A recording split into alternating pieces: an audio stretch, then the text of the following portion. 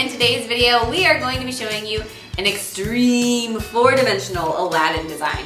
I don't usually put extreme and 4D together, but this time I really feel like it's appropriate. So we have the little magic carpet, and then we have an Aladdin and a Jasmine sitting on the magic carpet, and it flies around the nail.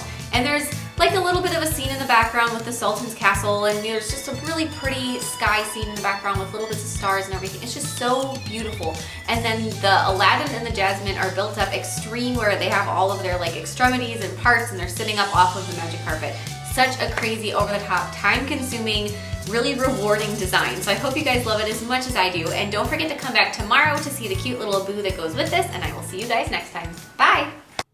So we are going to begin, so that background to the nail, if you want to see how I did that ombre with the stars, it'll be included in tomorrow's Abu tutorial.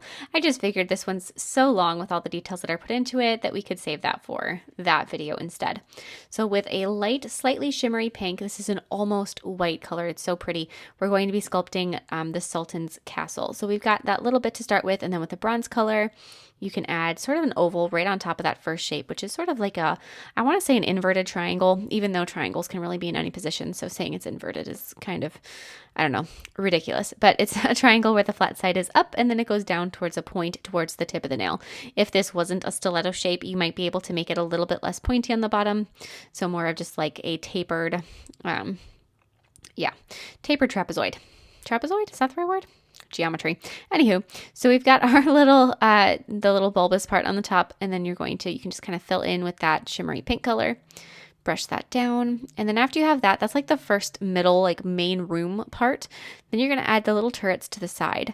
So we're going to add another little bit, that same color, go through, and however much detail you want to add to this, you can. There are so many different sites that Jasmine and Aladdin see on their magic carpet ride that you could sculpt so many different scenes or paint so many different scenes in the background. So you could have fun, and you could do like, you know, the Great Pyramids of Egypt, I think were in that. I think the Sphinx was in there too. And I don't remember all the different things, but there were just so many beautiful opportunities that you could personalize this for. And depending with kind of how this design is made, if you did different scenes on different nails, you could make it so that Jasmine and Aladdin were removable, and where you could slide them into the little bead underneath various nails, and they could fly around a bunch of different scenes, which would be really fun if you wanted to do that. So we've got our next little bits of the castle kind of framing the first piece. Once you have those ones done, you can, like I said, add as many parts to this background as you want. It's completely up to you. I kind of left it a little bit, I don't know, less dramatic than I could have. You could have sculpted little stairs on there. You could sculpt doors, all sorts of things. Sort of, you know, your choice. I figured I really wanted the main event to be Jasmine and Aladdin, and the background could be somewhat further away and less detailed. So now we have our nail form backing, and we're going to start sculpting the flat parts of Aladdin. So for these two characters, you're going to sculpt their head and their torso. And then you're going to sculpt their arms separately. And then as far as like their legs are concerned, those are actually going to be sculpted once they're on the magic carpet already.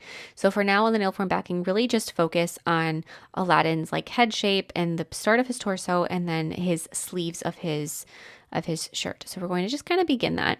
And then you really only have to do one arm for Aladdin, since the other one is going to be wrapped around Jasmine. So there's one that's extended, one that will wrap around. Then after that has been cured, so it's really nice and hard and it'll click and it'll support itself, then you can go ahead, and I like to hold it with a tweezers because it's such a small little piece that if you try to hold it with your fingers, you're just bound to drop it. At least I am. You're going to take, and I'm going to start out by filling out the shape of his head, giving it more life, making it definitely rounder, more like a human head. We're going to give it a lot more shape and dimension. So after you've got the head done, I like to set this aside, and then I start building up the rest of the body. But after you have the head rounded out, you're also going to want to sculpt his turban on top of his head. So kind of just press that around. When you're looking at this, look at plenty of photos of Jasmine and Aladdin. They don't have to be on the magic carpet. You can have photos of them separately. You want to try to find a side view, a front view, a back view, as many different angles that you can get on him so that you know exactly how to sculpt and what the different shapes look like. But also keep in mind that these things are so small. So if things look just a little bit off, I mean, give yourself some credit because they're so tiny that as long as they're close, you're good. So we're going to sculpt that a little bit. I'm going to add a little bit of a gold band right around the front, around where his hair would be. the top of his forehead. And now we're going to add just a little feather. So there's a purple feather coming off the top, and we're going to be sculpting that on a nail form backing, letting that set there for just a second till it's cured enough where you can kind of pick it up. Once you can pick it up, set that right in the middle, right above that gold band, and it kind of curves behind him. So you have to take into account the fact that there would be some wind in this scene. They're flying through the air. There's going to be wind. And so both Jasmine's hair and that feather on Aladdin are kind of flowing behind them. Add a little gold to the base of the feather, sculpt on Aladdin's ears, give him a nose. Some of these details are optional as far as whether you want to paint them or whether you want them to be sculpted on. Things like his nose, some of those details you can just try to accomplish with acrylic paint later. Same thing with the little gold around his forehead. Could have been done with acrylic paint instead of an L&P acrylic. So it's kind of your preference. After we have his head and, done enough where you can feel like you're confident that if you hold it with your tweezers, you aren't going to squish it, then you can start building up the shape of his torso. So go through with more of that off-white color and just add layer by layer to it until it is the thickness that you feel like Aladdin would be. Again, like I've said, if it's not perfect, it's okay. And especially like Aladdin's back, he's got sort of a cape that comes down, and so it's going to get covered up. It's not going to be super visible in the end result. Add a little bit more to his chest. Really try, like I said, look at so many pictures. And even if you can't find pictures of Aladdin specifically from different angles, just look at the human form. You have Aladdin is rather fit, and so he's got he can't eat. He's a street rat. So his rib cage would kind of stick out away from his belly. So I sculpted a little bit more just around where his rib cage would be. So now we're going to go back to our nail form backing, and we're going to start the sculpting of Jasmine. Same thing, head and torso. When you are sculpting Jasmine, one thing to keep in mind is that you don't have to sculpt her clothes yet. That would be something that you could. And since her clothes are so form-fitted, if you wanted to simply paint them on later and not sculpt them at all, that would be something that you could do. I've got her first arm there. I'm going to do her second arm. Kind of have a plan of how you want them to be positioned before you start sculpting all of their arms and everything so that you can sculpt them at the right angles. There's her second arm. I'm going to attach her neck to her torso. Her neck ended up being very, very long. So I'm going to just make her head slightly bigger and come down a little bit more, which it needed to anyway, just to kind of accommodate that. Her head did break off, which is okay because then I get to reattach it and I get to correct the length of her neck a little bit. When I went to pick her up, it was so thin that her head just snapped right off, which is a little bit gruesome saying it out loud, but these things happen when you're sculpting teeny tiny people. Then we're going to add more of a color to her body, more, build up everything.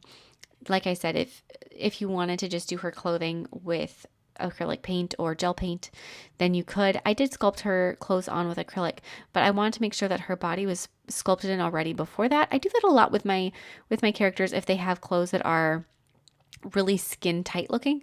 I like to just sculpt their body as if they were nude first.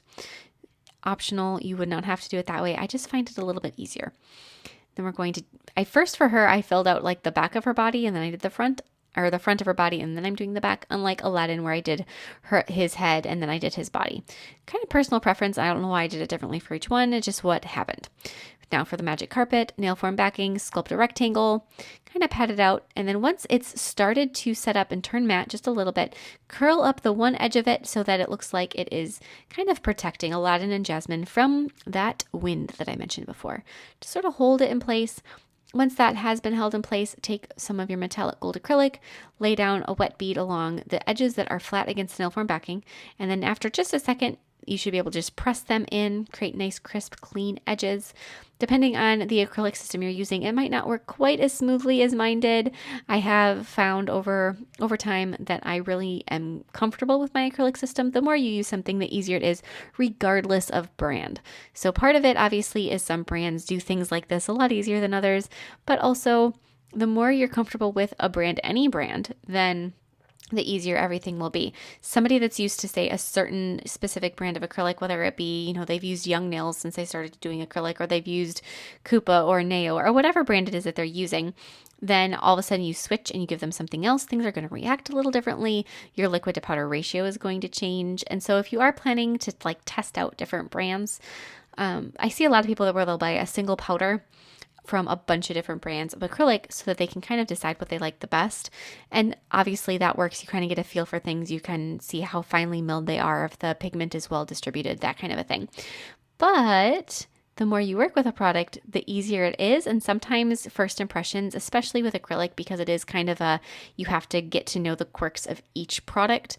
It's not the best example of how to learn a product. I feel like if you find a brand that, maybe you like their color range or you like some other element of them, maybe they're cruelty free, like I really like Double Dip because they're cruelty free, or one of those other factors.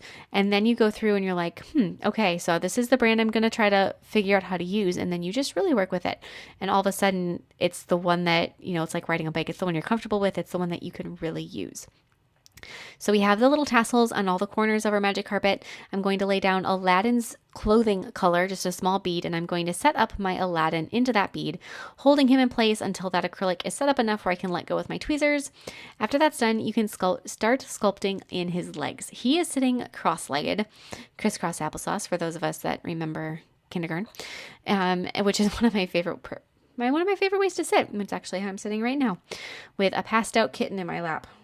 We just got a new kitten and she is the snuggliest thing. But we're going to be sculpting Aladdin. We've got his legs. Start out with his thighs, so sculpt from thigh to knee, and then before you add the rest of his legs, so they'll kind of tuck in, you're going to want to add the little belt that's going around his middle with a metallic gold acrylic, and then start sculpting the rest of his legs. So do one calf and then do the other one. And I know that this is moving really quickly. The reason I have this sped up so much is because it is a long process. Like I said in the beginning, this is an extremely long process. And I feel like kind of getting the idea of what step to do when is almost more important than watching the minutia of each individual little stroke. If you do want to watch this video and you do want it to be slower, there is a setting in YouTube where you can slow down a video. So if this is going too quickly for you, please use that button. I know it is going really fast, but for somebody that is watching it just to see how it's done and the effect, it's just kind of nice to be able to have it move along at a entertaining clip. Once we have Jasmine in place, attached with a little bit of that nude color acrylic, just like I did with Aladdin, just kind of hold her in place with the tweezers. Then you're going to sculpt her pants. So take your teal color, go up and around her butt, down her legs, do one leg and then the other leg. She's sitting not crisscross applesauce. She's sitting sort of kind of to the side with one leg at an angle and one leg at an angle, sort of overlapping each other. And then add her little shoes. So do her feet first. So for her shoes, I didn't have the color that I wanted to, kind of a lighter version of the teal. And so I'm going to just sculpt her feet with the nude color and then go back through and paint them later. I'm going to sculpt the top of her outfit. So the reason, especially for Jasmine, to sculpt her all in just the nude color is because so much of her torso shows anyway, that if you tried to switch from like your tan color to your teal and back to your tan color, there would just be a lot of interesting and unfortunate joints in the colors. Attach her arms, attach Aladdin's arm, and then smooth out the joints where all of those arms attach. Fill out the other side. All these arms are going to be very thin and very flat on one side, so you're going to want to round them out both on the front and the backs of the arms. But having both of their bodies in place before you put down their arms kind of helps to get the arm placement so that it looks like they're sort of all cuddled up next to each other. So we've got the first arm. Jasmine has her arm bent at the elbow. That one is going to be resting on Aladdin's leg. And then her other arm is sticking out to the side like she's feeling the breeze. And then Aladdin's arm, so right now he's only got one arm. His other arm we're going to sculpt and add in just a second. That one's going to be wrapped around her waist. So we've got the first arms going in place. Add the little sleeves on Jasmine's outfit. Melody has a Jasmine costume that we got at a rummage sale that she's so excited to wear, but it's a size, I think it's a 10-12. It's going to be so long before she fits it, but she's so excited. And so we've got that second arm. So sculpt that on the side on a nail form backing and sculpt the first start of Jasmine's hair. Grab Aladdin's arm. Once it begins to turn matte, press it onto his shoulder. And then, like I said, wrap it around her waist. Sort of hold that in place until those places connect and cure a little bit. And then fill them out with more of that color of off-white acrylic. Fill it out. Then going back to Jasmine's hair, we're going to be adding, she's got like rubber bands tightening it in a few different places around her hair. And so you have to kind of add this sort of a ball, like puff sections going down her ponytail. Going to be adding a little bit more details to Aladdin. We're going to be giving him his hands that I hadn't done yet. kind of go back and forth. When you have something like her hair that's curing on the nail form backing, find something else to do while you're waiting. I'm going to be adding the head of hair, so not her ponytail yet, but the hair that's actually attached to her face. Build it up just a little bit. She has sort of a twist that goes from the center of her hair right along her hairline, going down towards the back of her hair where her ponytail is. So add that sort of a French roll going down, and then hold that ponytail on. And then after that has been set in place, I like to use a little bit of nail glue to hold something like that down. Then you can go through and add more thickness to her hair. She's got the thickest, most shiny, smooth black hair. So add that a little bit more. Don't add too much texture to her hair. Try to keep it very smooth looking. And then once you have her ponytail kind of sticking straight out to the side, like I said, there's some wind kind of interfering with how things look a little bit. Add a little bit more to Aladdin's hands. Just keep looking at it. Find anything that you feel like needs adjustment. Add a little bit more acrylic to one arm if it needs it. Add a little more acrylic here, legs. Adjust anywhere you need to. I'm going to be adding Jasmine's nose. There really isn't a whole lot left to add here, you guys. It's really getting close to the point where you can do some of those other fun steps, like attach everything together. I'm going to be adding the straps that go up and around Aladdin's shoulders. One of the last things we do have to do is that cape that I mentioned on Aladdin. That's probably the last thing you want to do to this as far as bigger elements go, just because you want to make sure that everything else is kind of fit into place first.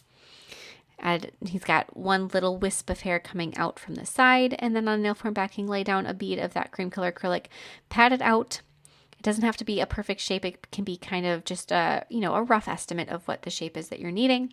Leave it on there until it starts to turn matte.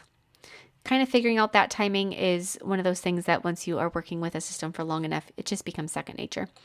And then pick up that bead. My first one was way too big, so we're going to do it again. Isn't that nice how sometimes you have to do something and then do it again?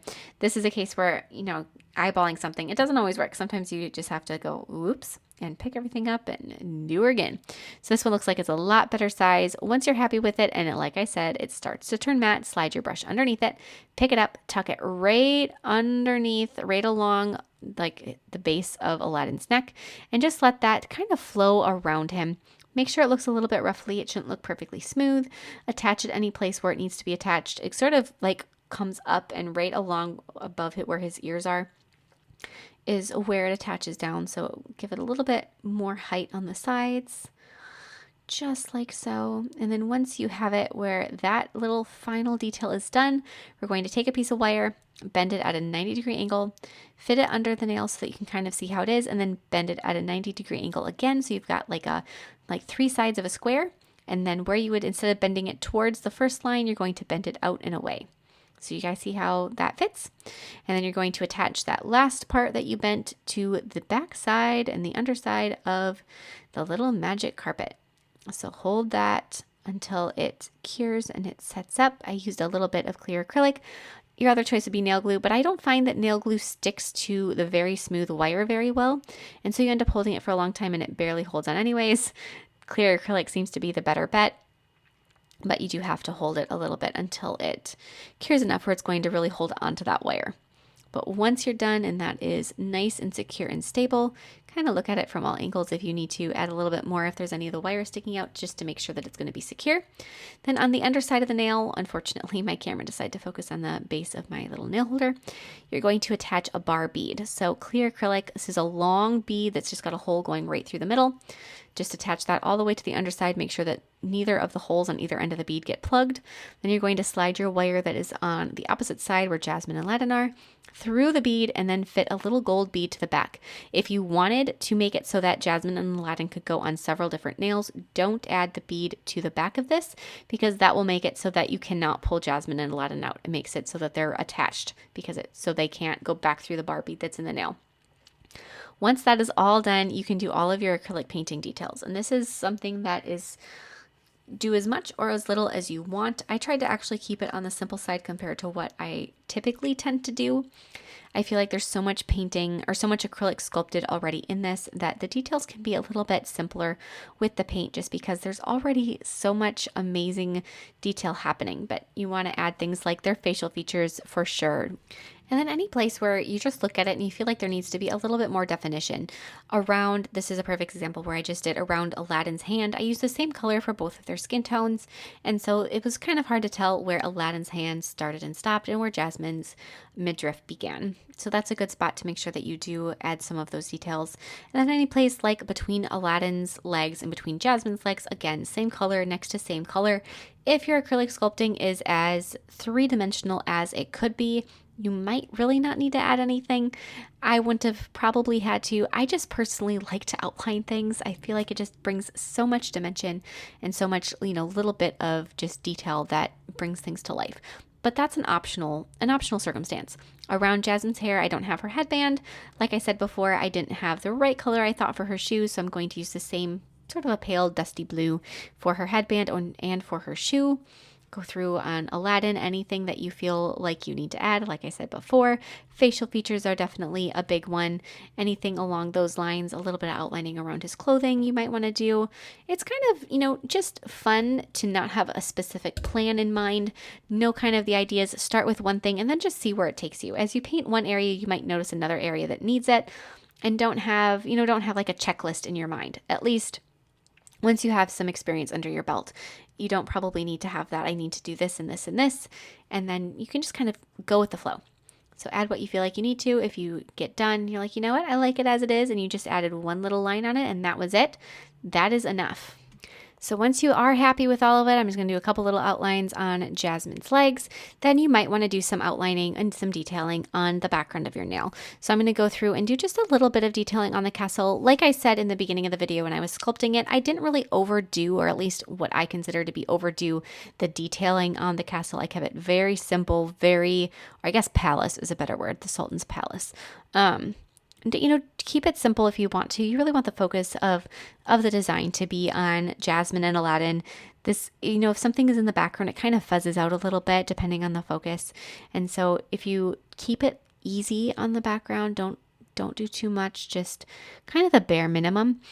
Then when somebody's looking at the design, their eyes immediately are going to go to those characters that you spent so much time and effort and love on, that the background supports them and doesn't overwhelm the whole thing.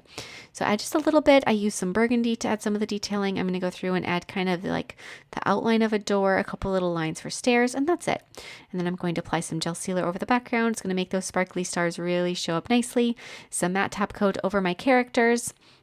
And then anything like their hair that I want to be sort of shiny, I'm going to use a product called a 3D glaze. I'm going to do some of that over the Sultan's palace as well. And then that is it. This is the final design. It is so cute. Oh, when I had when I had this design in mind, that's how I should say that, I thought to myself, you know what? You're crazy. This is going to take you so long. And it did. I would say this design is probably a good 6 to 8 hours, just the single design, but it is so worth it. It is so much fun just to look at and to, like I said before with some of my other designs, the sense of accomplishment is so, rewarding. It's just the best thing ever. So I hope you guys give it a try. And if you do, please share recreations with me on Facebook or Instagram because I would love to see them.